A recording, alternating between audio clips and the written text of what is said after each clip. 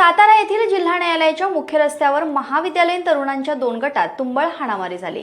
या प्रकारानंतर सातारा शहर पोलिसांनी तातडीने घटनास्थळी धाव घेऊन 4 तरुणांना ताब्यात घेतले। हा प्रकार बुधवारी दुपारी 1:30 वाजता घडला।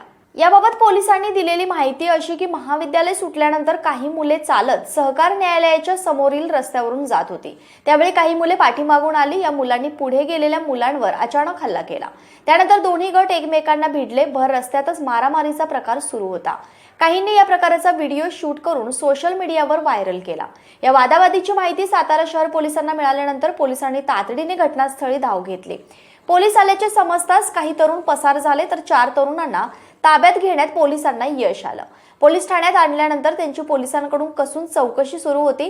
कोणत्या कारणातून हा वाद झाला हे अद्याप समोर आले नाही। सातारा शहर पोलीस ठाण्यात या घटनेची नोंद झाली नव्हती।